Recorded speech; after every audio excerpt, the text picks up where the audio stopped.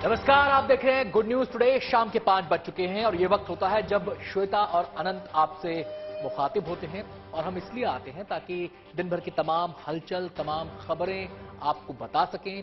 अगर आप न्यूज नहीं देख पाए हैं, अगर आप न्यूज नहीं पढ़ पाए हैं, तो कोई खबर आपसे छूटे ना और आप हर खबर से बाखबर रहें।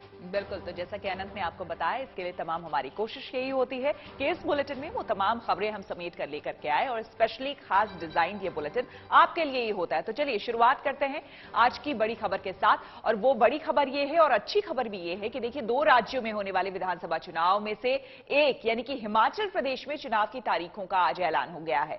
राज्य की कुल 68 विधानसभा सीटों पर होने वाले चुनाव के लिए आचार संहिता आज से लागू हो गई है। राज्य में केवल एक चरण में ही चुनाव होंगे। खास बात यह है कि इस बार 80 साल से ऊपर की उम्र के लोगों के साथ कोरोना के मरीज भी अपने वोट का इस्तेमाल घर से ही कर सकेंगे।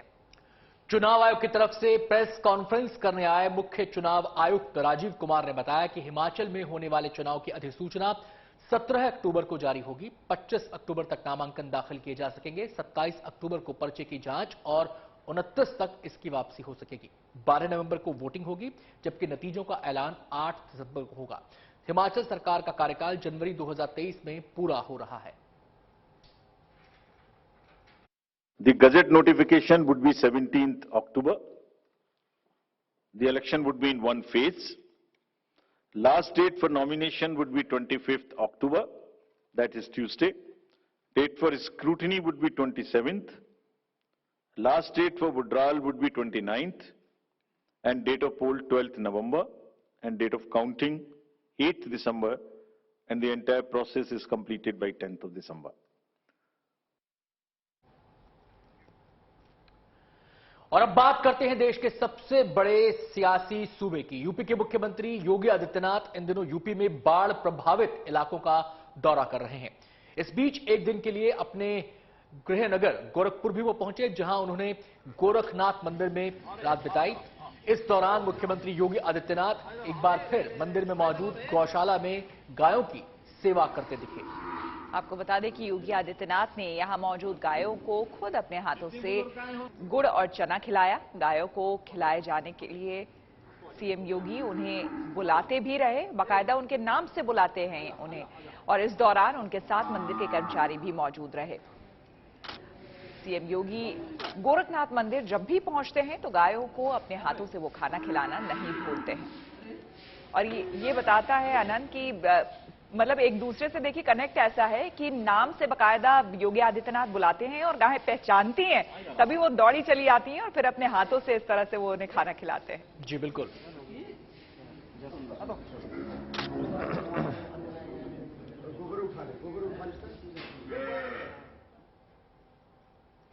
मुख्यमंत्री योगी आदित्यनाथ गोरखनाथ मंदिर के पीठाधीश्वर हैं और गौ सेवा उनकी आदत है। लेकिन अब आपको एक और बीजेपी विधायक की तस्वीर हम दिखाते हैं, जो कि अलीगढ़ के इगलास से आते हैं, जिनका प्राइमरी बिजनेस कॉस्मेटिक्स की दुकान है। और विधायक महोदय को जब भी समय मिलता है वो अपनी दुकान पर बैठना नहीं भूलते।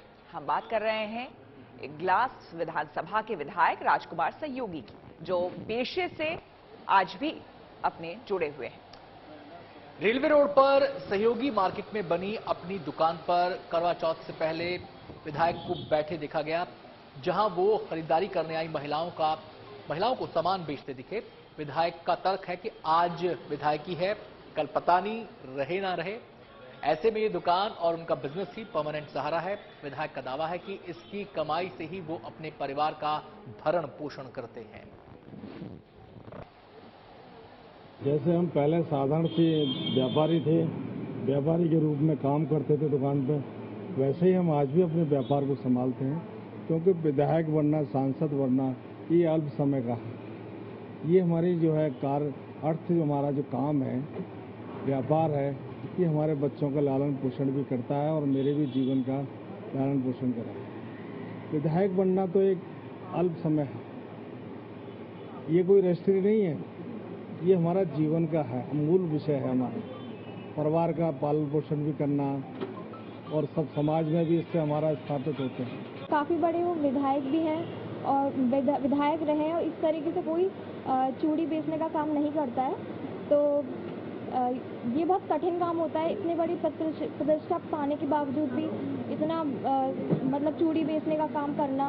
और मैं बहुत एनहेंस भी हुई हूँ कि मुझे पता चला है कि ज़रूरी नहीं है कि इंसान कितना भी पद पे पहुँच जाए, लेकिन बहुत लोग मतलब चूड़ी बेचने का काम करे, लेकिन वो खुद ही अपने हाथों से डील कर रहे हैं। लेकिन मैं बहुत खुश हूँ इस चीज़ को देखकर। मुलायम सिंह यादव के निधन के बाद भी उनके समर्थकों ने सैफई उनके घर जाना नहीं छोड़ा है। अभी भी कई समर्थक और नेता लगातार सैफई पहुंच रहे हैं, उनसे जुड़ी यादों को सहेजने की कोशिश कर रहे हैं। मुलायम सिंह के निधन के बाद परिवार से मिलकर सांत्वना दे रहे हैं और उन्हें ढांढस बंधा रहे हैं। आपको बता दें, ऐसे ही एक नन्हे समर्थक को कानपुर जीआरपी ने पकड़ा और परिवार को सौंपा। बताया गया कि ये समर्थक महाराजगंज से गोरखपुर के रास्ते लखनऊ होते हुए इटावा पहुंचा। हालांकि यहां पहुंचकर रास्ता वो भटक गया तो कानपुर पहुंच गया। यहां जीआरपी ने पूछताछ की तो खुद को समाजवादी पार्टी का स्टार प्रचारक बताया। देखिए, छोटे बच्चों में भी नेताजी को लेकर किस तरह की चाहत थी। सामने से रक्त निकलता जा रहे थे मुलायम सिंह को देखने के लिए। हम तो पता चला कि मुलायम सिंह दुनिया में नहीं रहे, देखने के कपड़ा भी नहीं पहने हैं। हम यहाँ पे तुरंत हम ट्रेन में बैठे हैं, लक्ष्मीपुर से बैठे गोरखपुर आए। यहाँ पे बैठे गोरखपुर से इनके कानपुर स्टेशन पे हैं। अब हम यहाँ गोरखपुर से तब लखनऊ आए हैं, इनसे चले आले बैठे। अच्छा, अब यहाँ से छुट्टोगे कहाँ जाओगे? अब मन चल रहा था जाने के लिए। मुलायम सिंह को क्या हुआ?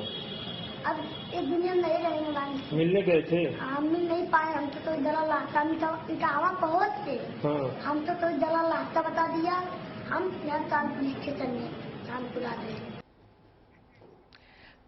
रुक करेंगे अगली खबर का। देखिए, बिहार में शराबबंदी लागू करवाने के लिए पुलिस समेत तमाम एजेंसियों को बड़े जतन करने पड़ रहे हैं। हालांकि बावजूद इसके शराब पीने वाले और शराब की बिक्री को पूरी तरह से रोक पाने में कामयाबी नहीं मिली है। अब आलम यह है कि अभी भी लोग शराब पीते हुए पकड़े जा रहे हैं और अवैध शराब की खेप भी बरामद हो रही है।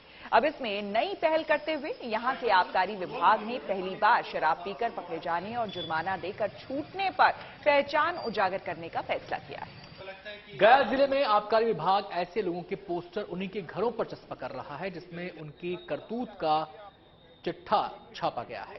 साथ ही ताकीद की जा रही है कि अगर दोबारा शराब पीते पकड़े गए तो 1 साल की सजा होगी। इसके साथ ही ब्रेथ एनालाइजर के जरिए कभी भी घर में चेकिंग की बात कही गई है। जाहिर है इसे लेकर इलाके में हलचल मची हुई है। ये नहीं है कि लोग पहले किए हुए पकड़ाए हैं और पेनाल्टी देकर छूट गए हैं, तो उनको ये जानकारी देना कि अगर दोबारा वो पकड़े जाते हैं तो फिर उनको 1 वर्ष की सजा हो सकती है। क्योंकि हमारे समाज में बहुत लोग को जानकारी नहीं रहती है। और एक हमारे विभाग की ओर से, मद्यनिषेध विभाग की ओर से एक जागरूकता अभियान कर लीजिए इसको, ताकि लोग जागरूक हो सकें और दोबारा एक गलती न करें। शराबियों की शिक्षा के बाद बिहार में स्कूल की शिक्षा की बात कर लेते हैं। ये खबर भी गया जिले से ही जुड़ी हुई है, जहां स्कूली बच्चों को शिक्षा देने का अलग अंदाज सुर्खियां बटोर रहा है। हालांकि इसकी वजह शिक्षा विभाग की तरफ से दी गई ट्रेनिंग भी है, लेकिन इस ट्रेनिंग के बावजूद विभाग और बच्चों के मापदंडों पर खरा उतर पाना भी आसान नहीं। आपको बता दें कि यहाँ गुरारू ब्लॉक में करौची के प्राथमिक विद्यालय में एक ऐसे ही बच्चे को पढ़ाकर एक टीचर सुर्खियां बटोर रही है। गीत, कविता और संगीत के माध्यम से बच्चों को कई विषय पढ़ाए जा रहे हैं। हालांकि इसे लेकर विभाग के अधिकारियों का कहना है कि चहक मॉड्यूल के तहत शिक्षकों को दी गई ट्रेनिंग में ये बताया गया है कि किस तरह से पढ़ाई को रुचिकर बनाया जा सकता है। सर, एक चहक की गतिविधि करा रहे थे, चहक की गतिविधि करवाना है। वो बात है, चहक की गतिविधि आपका चिड़िया उड़ती जाए, चिड़िया के बारे में नॉलेज देना है। इससे बच्चों को संख्या का ज्ञान होगा। जिसे स्टार्टिंग हम 5 तक किए हैं, 5 छोटी चिड़िया, इसे 5 अंगुली निकाल के करेंगे ताकि बच्चों को पता चले कि 5 का मतलब क्या होता है। उसमें से एक चिड़िया उड़ती जाए, फिर चिड़िया की गतिविधि है। तो उसमें जब एक उड़ गया तो बच्चों को बताना कि बच्चा जब 5 चिड़िया थी, एक उड़ गई तो उसमें से कितनी बची? 4। ये है, अब 4 है। अब उसके बाद फिर करना कि बच्चों बताओ 4 चिड़िया थी तो 4 चिड़िया क्या कर रही थी, अगर 4 चिड़िया में से एक और चली गई तो संख्या कितना हो गया। तो इस गतिविधि से हम लोग को आंसर मिलता है कि हम लोग कर क्या रहे हैं। और आपको बता दें कि गुरुवार को देश भर में करवा चौथ का त्यौहार मनाया गया। सुहागन महिलाओं ने अपने पतियों के लिए निर्जला व्रत रखा, शाम को चांद देखकर पूजा की और लंबी उम्र की कामना की। प्रतीकों और परंपराओं के साथ मनाने का अंदाज देश के अलग अलग राज्यों में अलग अलग रहा। कुछ ऐसे ही अनूठे अंदाज में मध्य प्रदेश के बड़वानी में भी महिलाओं ने करवा चौथ का त्यौहार मनाया। और दिलचस्प तस्वीरें आप इस समय टीवी स्क्रीन पर देख पा रहे हैं। चांद को देखा गया, पति का दीदार किया गया, लेकिन कुछ अलग अंदाज में। यहां व्रत करने वाली महिलाओं ने चांद की पूजा के साथ पतियों को पहले हेलमेट पहनाया, फिर उनसे ट्रैफिक नियमों का पालन करने का वचन लिया। इसके बाद कहीं भी बिना हेलमेट पहने सफर पर न जाने की कसम दिलाई। इसके बाद ही उन्होंने अपना व्रत खोला। तो ये एक अच्छा संदेश भी इस पूरे के पूरे आयोजन के जरिए दिया गया है। आपको पता ही है कि ट्रैफिक पुलिस है और जो ट्रांसपोर्ट डिपार्टमेंट है लगातार मुहिम चलाता है कि लोग ट्रैफिक नियमों का पालन करें, और ऐसे में अगर महिलाएं अपने से ये पहल करती हैं तो एक अच्छा संदेश इससे समाज में जाता है। इस बार हमने हेलमेट पहन के एक युवा और बुजुर्गों के लिए एक अलग संदेश दिया है, ताकि बुजुर्गों और युवाओं को जागरूक किया है कि वो हेलमेट पहने ताकि हम सुरक्षित रहे और हमारी वाइफ द्वारा जो व्रत रखा गया है वो सफल रहे हमारे लिए। करवा चौथ का व्रत हमारी पत्नियां हमारे लिए इसलिए रखती है ताकि हमारी लंबी उम्र रहे। इसीलिए हमने इस करवा चौथ पे हेलमेट पहन के उस व्रत को सफल किया है। हमने इस बार कुछ अनोखे ढंग से करवा चौथ का व्रत मनाया है। हमने हमारे पतियों को हेलमेट पहनाने के साथ साथ में उन्हें एक संदेश दिलाना चाहा है कि सभी लोग जागरूक रहें और 2 पहिया वाहन चलाए तो हेलमेट पहन के ही चलाए। इससे हमारी भी सुरक्षा होगी और हमारे पत्नियों का करवा चौथ का व्रत भी सफल हो जाएगा। तो हमने कुछ अलग अंदाज से इस बार करवा चौथ का व्रत मनाया है। हमने बहुत हर्षोल्लास से मनाया है। पूरा परिवार इकट्ठा हुआ, सभी ने हेलमेट पहनने की एक शपथ ली है, प्रण लिया है, जो सफल करने वाले हैं सभी। और अब बात गांवों में बदलाव की मुहिम की। सिक्किम के नाथुला में छांगू गांव की पहचान अब बदलने लगी है। इस गांव में सुविधाओं की कमी के चलते अच्छी खासी संख्या में लोग पलायन कर गए। यही वजह थी कि इस गांव में लोगों के न होने से इसका नाम घोस्ट विलेज हो गया था, वो भी सरकारी दस्तावेज में। लेकिन सरकार की एक योजना के जरिए राज्य के 500-600 गांवों की सूरत बदलने की कोशिश शुरू हो चुकी है। आपको बता दें, हालांकि अब सरकार ने वाइब्रेंट विलेज मेगा प्लान के तहत यहां काम करना शुरू कर दिया है। गांव के लोगों को अब इस योजना के तहत मूलभूत सुविधाएं मुहैया कराई जा रही हैं ताकि लोग यहां रह सके। गांव की तस्वीर पूरी तरह से बदल रही है। शहरों से जोड़ने के लिए बीआरओ यहां पर अच्छी और पक्की सड़कें बना रही है ताकि नाथुला के लोग सीधे गैंगटॉक आसानी से पहुंच सके। अभी सर यहाँ पे रोड तो ऑलरेडी ये हाईवे है, यहाँ पे हाईवे पड़ता है ये रूट हमको। अभी हमारे लिए यहाँ पे जैसे टूरिज्म सेक्टर में थोड़ा बहुत है, अभी याक राइडिंग हो जाता है यहाँ पे, और दुकानें गाड़ियाँ थोड़ी बहुत यहाँ पे इसी से हो जाता है गुजारा यहाँ पे। चारधाम यात्रा अब धीरे धीरे समाप्ति की ओर बढ़ रही है। पिछले 15 दिनों से चमोली जिले में बारिश हो रही है, जिसकी वजह से इलाके में कड़ाके की ठंड पड़ने लगी है। बद्रीनाथ दर्शन करने आए श्रद्धालुओं की चुनौती बढ़ गई है, लेकिन एक बार फिर यहां मौसम साफ हो गया है, जिसकी वजह से श्रद्धालुओं ने राहत की सांस ली। वैसे मौसम ने चाहे तमाम मुश्किलें लोगों के सामने पेश की, लेकिन लोगों का उत्साह कम नहीं हुआ। हालांकि बरसात के दौरान यात्रा को कई बार रोकना भी पड़ा, लेकिन रुक रुक कर यह यात्रा चलती रही। मौसम खिलने के साथ चटक धूप निकली तो श्रद्धालुओं का उत्साह भी बढ़ने लगा। इसकी वजह से एक बार फिर से श्रद्धालुओं की भीड़ बढ़ने लगी है। मंदिर के रास्तों से लेकर बाजार तक में श्रद्धालु नजर आ रहे हैं। हालांकि ठंड काफी है। अब तक यहां 15 लाख श्रद्धालु दर्शन कर चुके हैं। 19 नवंबर को कपाट बंद होने हैं, यानी अभी भी 1 महीने से ज्यादा का समय बचा है। ऐसे में माना जा रहा है कि श्रद्धालुओं के जत्थों का आने का सिलसिला तब तक जारी रहेगा।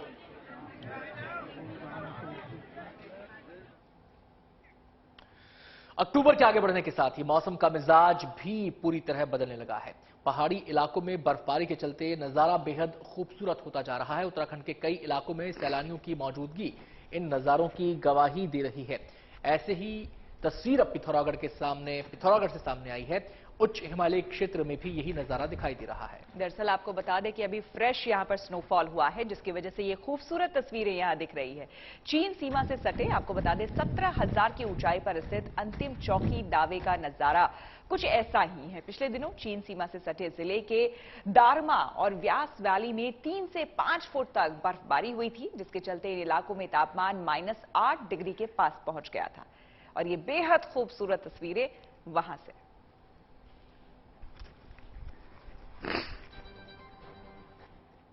बात जम्मू कश्मीर की कर लेते हैं। वहां पर मौसम खुशगवार होने की वजह से सैलानियों के आने का सिलसिला जारी है।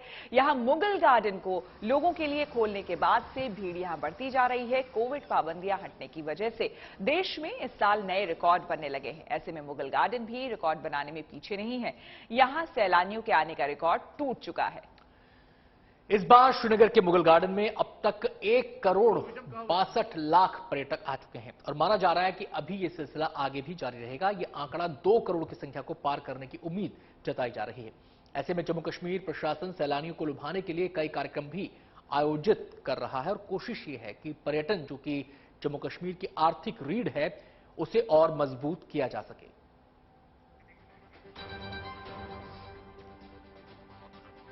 तो चलिए, हमारे इस खास बुलेटिन में श्वेता और अनंत के साथ फिलहाल इतना ही।